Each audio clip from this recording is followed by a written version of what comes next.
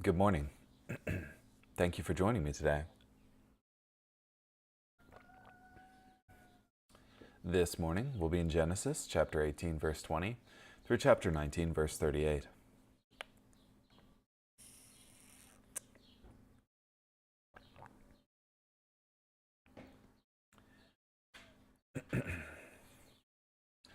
The Lord appeared to Abraham by the oaks of Mamre while he was sitting at the entrance to his tent.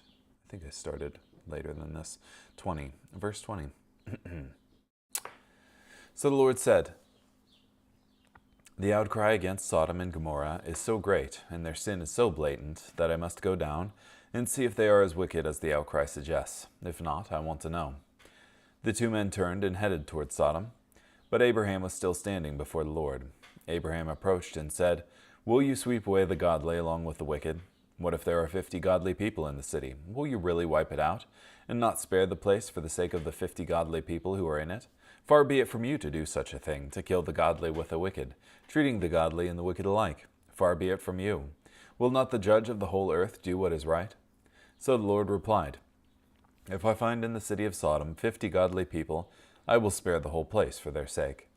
Then Abraham asked him, "Since I have undertaken to speak to the Lord, although I am but dust and ashes, what if there are 5 less than the 50 godly people? Will you destroy the whole city because 5 are lacking?" He replied, "I will not destroy it if I find 45 there." Abraham spoke to him again. "What if 40 are found there?" He replied, "I will not do it for the sake of the 40."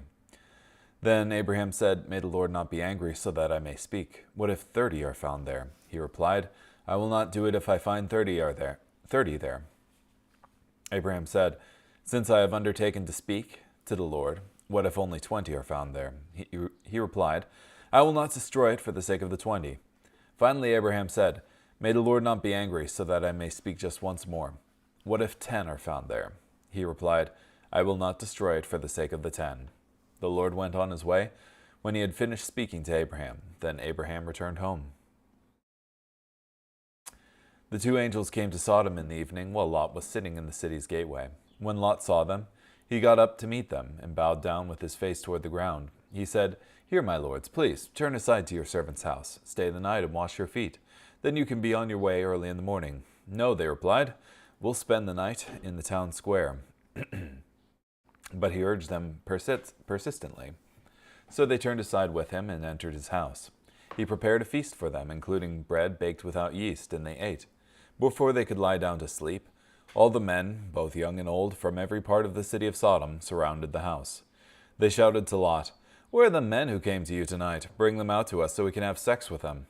Lot went outside to them, shutting the door behind him. He said, "No, my brothers, don't act so wickedly. Look, I have 2 daughters who have never had sexual relations with a man. Let me bring them out to you, and you can do to them whatever you please. Only don't do anything to these men, for they have come under the protection of my roof."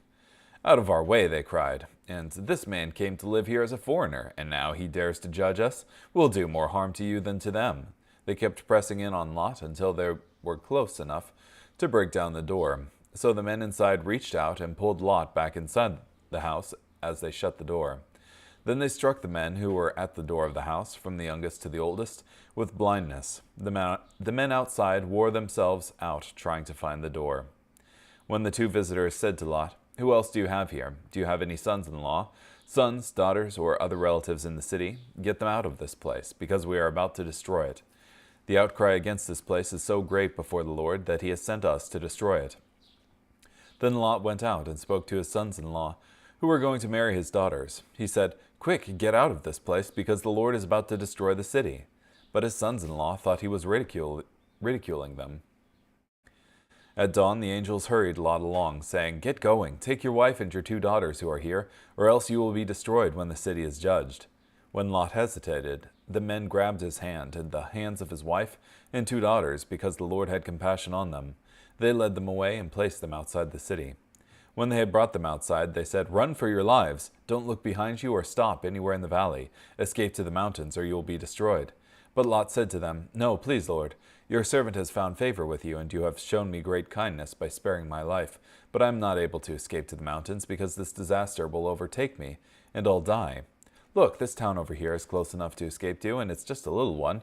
Let me go there. It's just a little place, isn't it? Then I'll survive." "Very well," he replied. "I will grant this request, too, and will not overthrow the town you mentioned. Run there quickly, for I cannot do anything until you arrive there." This incident explains why the town was called Zor. The sun had just risen over the land as Lot reached Zor.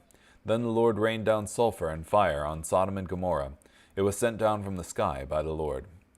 So he overthrew those cities and all that region, including all the inhabitants of the cities and the vegetation that grew from the ground.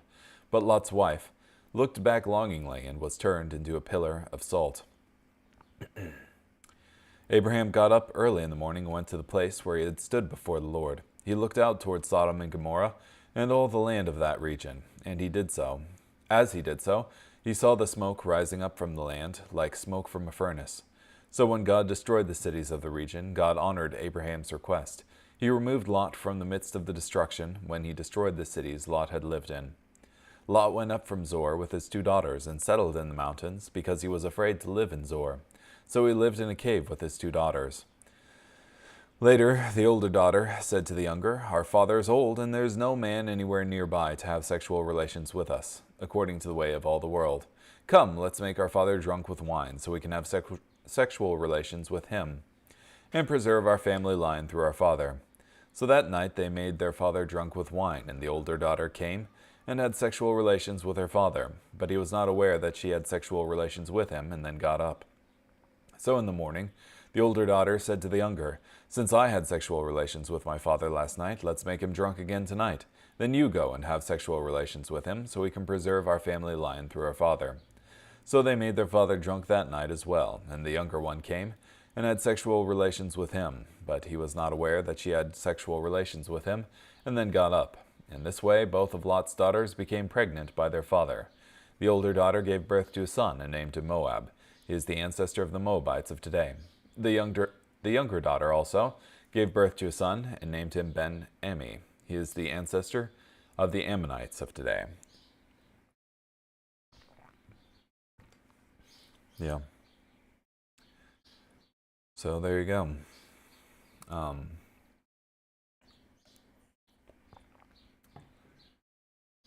In Genesis 18, you have these 3 men coming to Abraham as the Lord. And the Lord tells Abraham, "I'm about to destroy the cities of Sodom and Gomorrah." And Abraham says that it wouldn't be just for you to destroy both the wicked and the righteous together. So if there were 50 people in the town, would you end up destroying it? And he said no. And he bargained him all the way, he inquired all the way down to 10 people. If only 10 righteous people in the whole city were found, then he wouldn't destroy it for the sake of the 10. Which,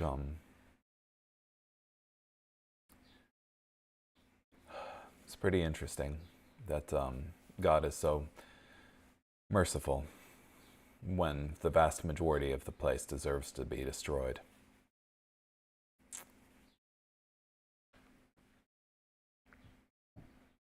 Yeah.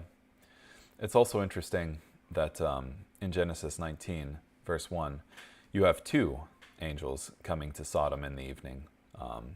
The third has gone somewhere else. But they were all set to spend the evening in the town square. And it looks like Lot pulled them in from there. But not before they were seen by many men in the city, I guess. And they were really interested in sodomizing these men who had come to Lot. And Lot ends up offering his two daughters there in the place of the men, which I've heard previously that this is because of a really severe sense of, what is it called? Treating your guests well, if that makes sense. That is, once they come under the protection of your roof, then you're bound to protect those who come under your roof. So, yeah, but even in that case, it's still a terrible thing.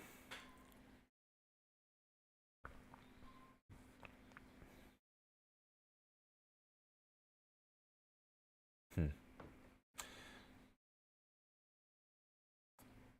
Yeah, and I think it's been at least 12 years since Abraham and Lot split. But even during that time, you have the men of Sodom being throwing the fact that he was a foreigner in his face. This man came to live here as a foreigner, and now he dares to judge us. So, yeah, and the persistence of these men who, despite being struck blind, are still trying to reach the door. So,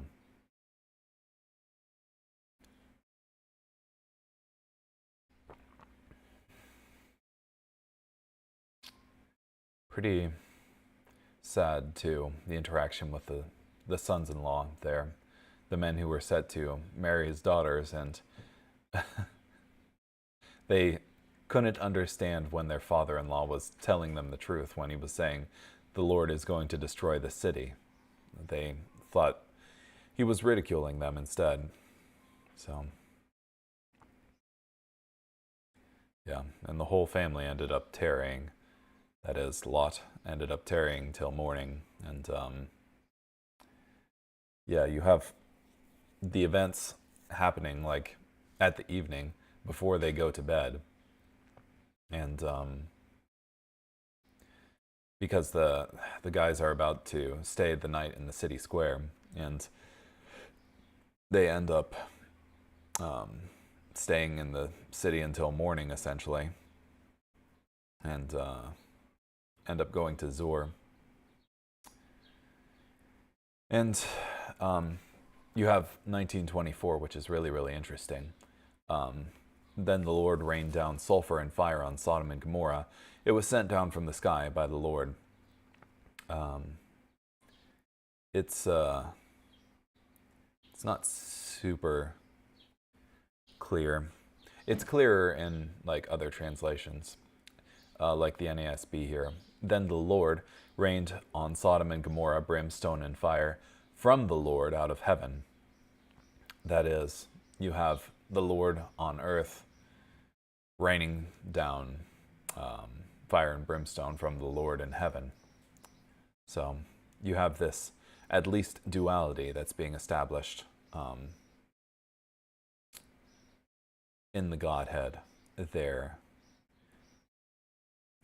of this multi-personhood. Yeah, and it's interesting too because you have that the third man who ended up leaving, which I think is him returning to heaven. So,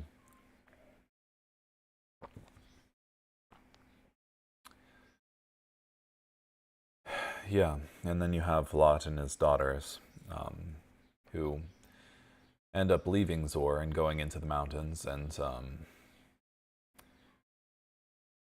them wanting to carry on the lineage of their father, no doubt influenced by the sexual behavior of the Sodomites,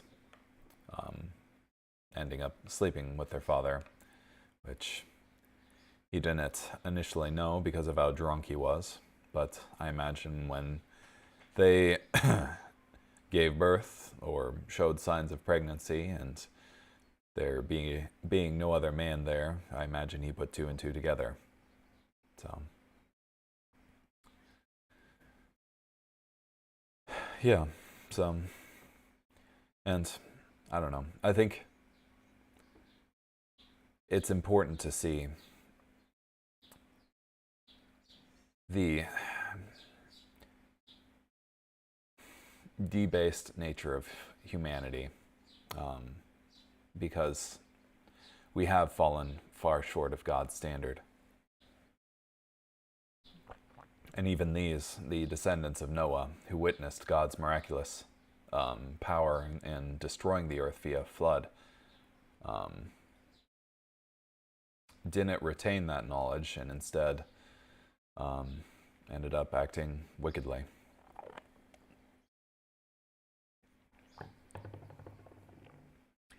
Let's see what Guzik has to say here.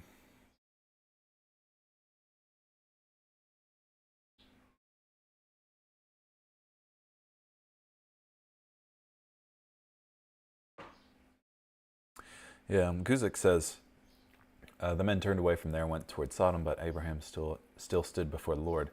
We see the two men were actually the angels who visited Sodom in Genesis 19. The third person in the party was actually the Lord himself.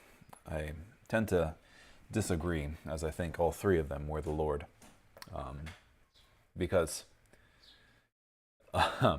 you have, of these two angels, of the remaining two angels, at least one of them is the Lord because of that 1924, I think it was.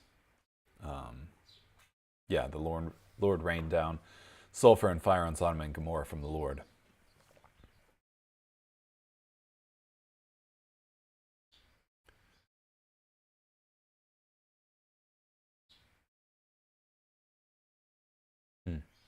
We might find it remarkable Abraham even cared about the people of Sodom and Gomorrah. He might have just prayed, Lord, get my nephew Lot out of there first. But he didn't. Abraham's heart was full of sorrow and compassion, even for the wicked of Sodom and Gomorrah.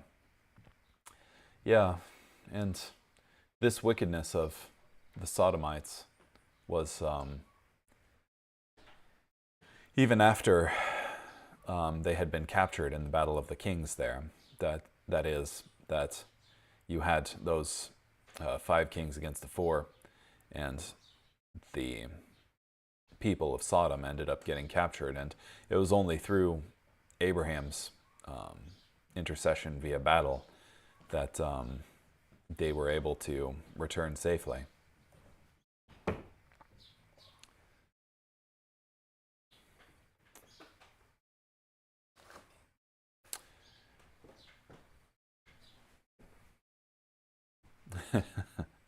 Suppose 10 should be found there. Abraham was a skilled negotiator, and he prevailed upon God to lower the number of righteous required to spare the city, first by units of 5, then by units of 10, until the number settled at 10.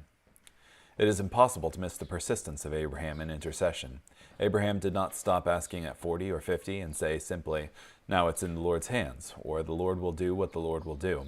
Abraham shows us that there are times when an intercessor must feel that the eternal destiny of men and women depends on the intercessor's prayer. This is the kind of heart God wanted to draw out of Abraham, a heart that cared so much for people made in the image of God that he worked hard to intercede on behalf of a city that deserved judgment. This was the heart a great leader of a large and mighty nation needed to have. Remember, there is a sense in which all this negotiation was in vain, because Sodom and Gomorrah were destroyed. There were not 10 righteous people in the city, only 4, and surely God knew how many righteous people there actually were in the cities. Yet God specifically revealed the fate of these cities to Abraham to draw out of him an intercessor's heart of love. So even before the time of Jesus, Abraham could be conformed into the image of his son, who was himself an intercessor. Yeah. And it puts Abraham into a line of intercessors, like Moses, who came after him, who pleaded on behalf of the people when God said, let me destroy this people, and I'll make you into a great nation. And Moses said on behalf of the people, essentially, don't do it for your name's sake, because they'll just say that you brought this people out to destroy them in the desert.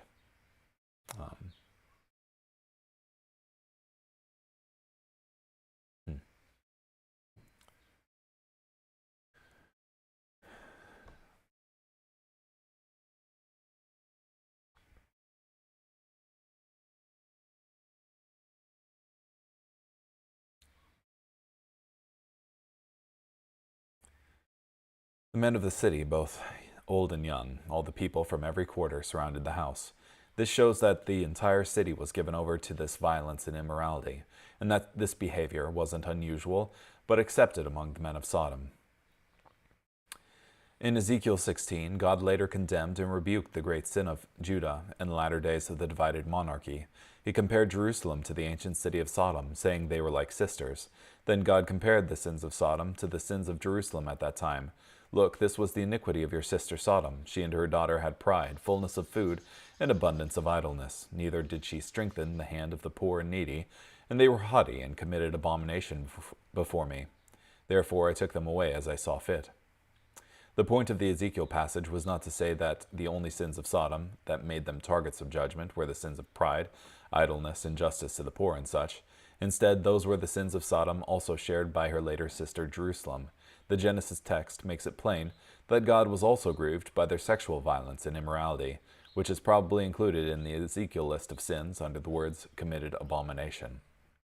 Yeah.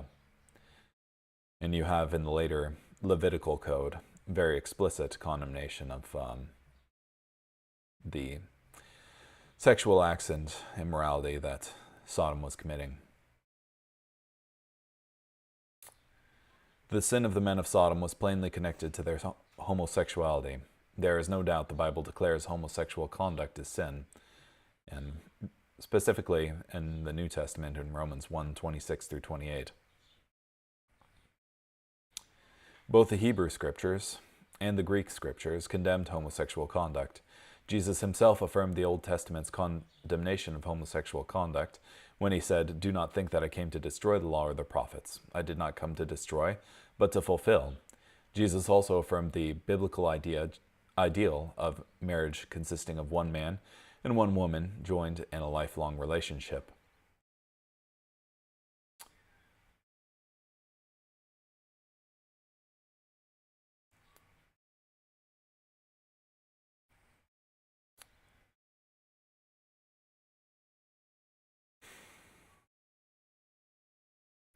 Homosexual activists have an interest in saying they were born into their deviation, often with the sense that God deliberately created their homosexual desires, and he intends they should fulfill those desires. All attempts thus far to prove this has been based more on wishful thinking.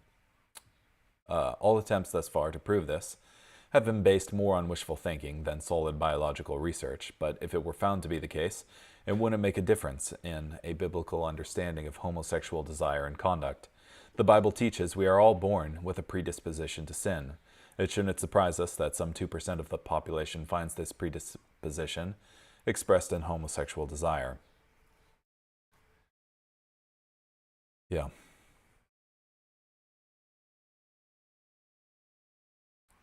Please, my brethren, do not do so wickedly. This was a difficult argument for Lot to make. He and the men of Sodom had a completely different standard for deciding what was wicked and what was not. The men of Sodom thought they were pursuing pleasure and did not care that Lot thought it was wicked.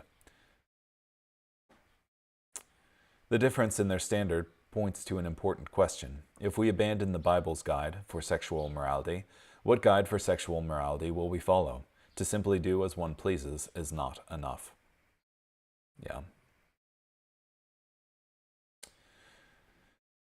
Lot's offer to the mob was horrible and cannot be justified. The men of Sodom showed a shocking demonstration of depravity, but we are just as shocked at the willingness of Lot to give up his daughters to the mob as we are at the sinful desire of the mob itself.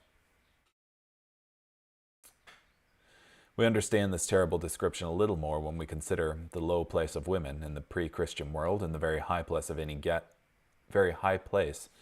guest in one's home. Under the sacred obligations of hospitality, it was often understood that a guest was to be protected more than one's own family. Yeah.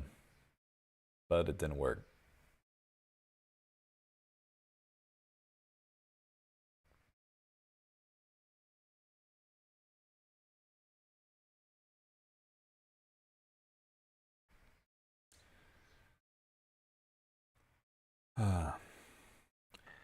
When he tried to save his sons-in-law, he seemed to be joking. This was the clear effect of Lot's life of compromise. When he spoke with utmost seriousness to his sons-in-law about the judgment of God, they did not believe him. Not even they would be saved from the judgment to come. The life of Lot shows us that it is possible to have a saved soul and a wasted life. Lot would be rescued, but his life would accomplish nothing. As in 1 Corinthians 3:15, if anyone's work is burned, he will suffer loss, but he himself will be saved, yet so as through fire.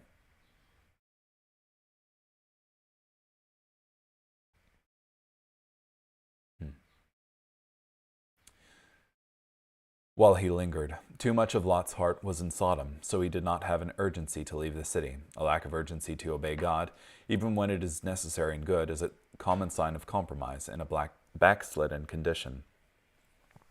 Yeah, and this is the same city that he knows is going to be destroyed because God has told him it. He knows that these men have just threatened his guests and his family and himself. And he still tarries there.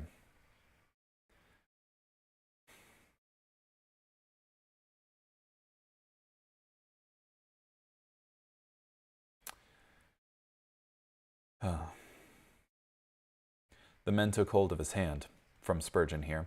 I thought as I read my text that it gave us a striking example of doing all we can. Lot and his wife and the 2 daughters, well, that was 4. The angels had only 4 hands, so they did all they could. There was a hand for each. You notice the text expressly says, they took hold of the hand of Lot, and the hand of his wife, and the hand of his 2 daughters. There were no more persons and no more helping hands, so that there was just enough instrumentality, but there was not a hand to spare.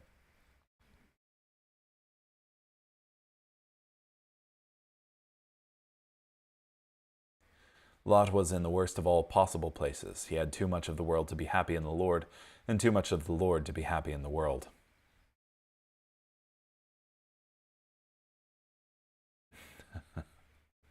Escape for your life. Do not look behind you. The angels seemed far more urgent to rescue Lot and his family than they were to be rescued.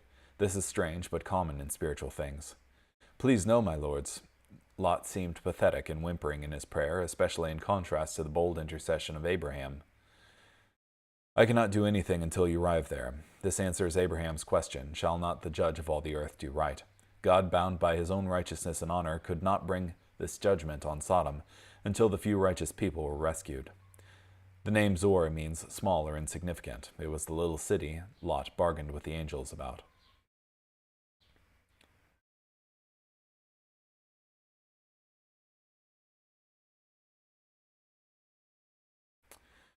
Lot's wife was turned to a pillar of salt because she looked back behind, after the angels had specifically warned, do not look behind you. Some think she lingered behind and was caught up in the cataclysm somehow, but it was probably a unique judgment of God on her for the state of her heart. Her looking back likely showed a love for Sodom and regret for its destruction.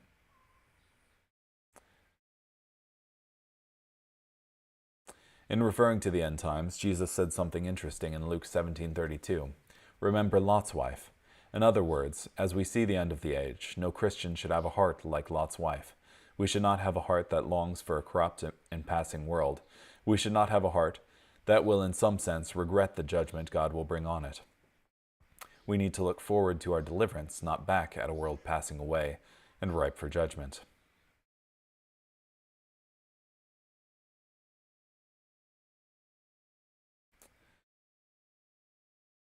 Abraham went early in the morning to the place where he had stood before the Lord. He saw and behold the smoke of the land, which went up like the smoke of a furnace. Spurgeon used these verses to think about what emotions are appropriate for the believer as they look upon God's judgment on the wicked. They should have a humble submission to God's will. They should have a deep sense of gratitude for their own rescue. They should have an increased watchfulness over their own life, and they should remember the great evil of sin. Yeah.